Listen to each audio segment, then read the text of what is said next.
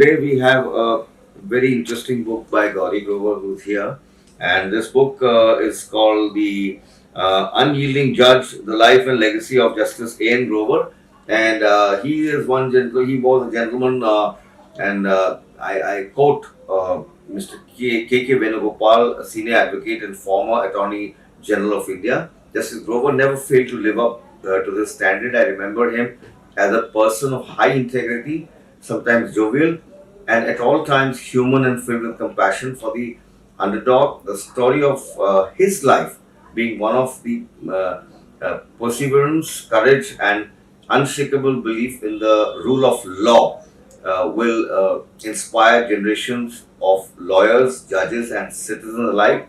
And excerpts from the book. And Gauri, what made you do this book? And with me is Krish Gandhi and Abhinav Singh. Abhinav Singh. मेरे हम नाम है.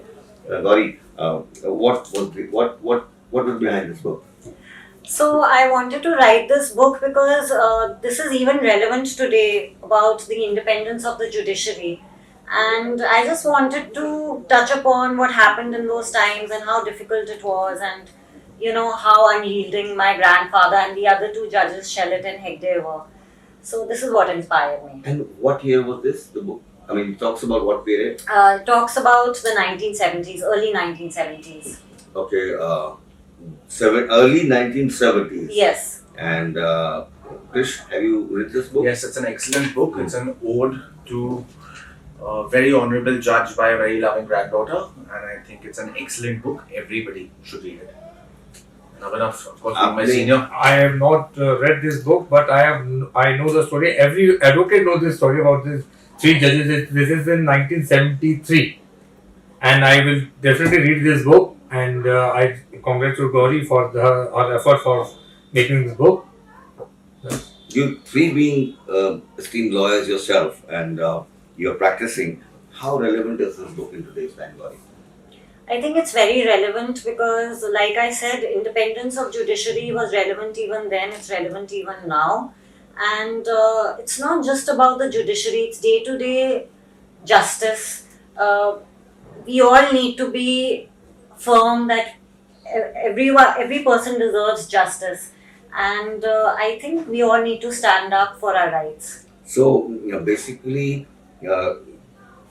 talking about that period to today's period, so does it transcend in terms of understanding the laws and the changes which have been made in the legal system itself? The thing is that there's always some conflict in every era, but it's all about. And this is a global phenomenon. It is a global phenomenon, and.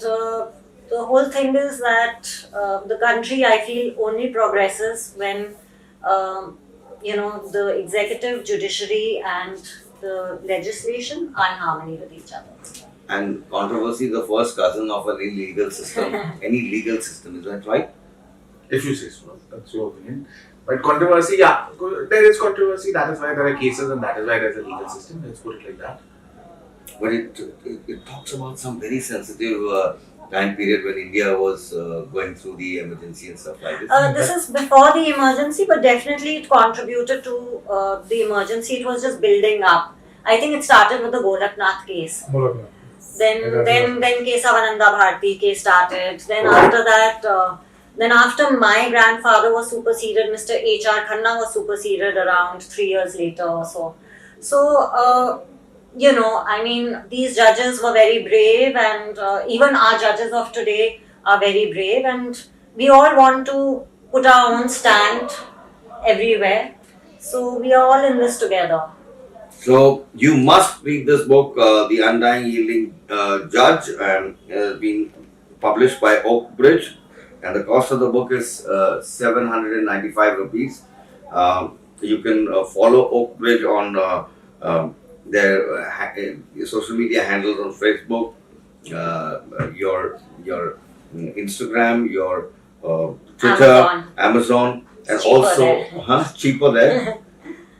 I think books should be bought at their own price because it's final beneficiary to that. So, okay, well, since you launched this book, Yes. do you want to take it further with different, soft launches to different places? Yes, regarding the same book, you mean to say?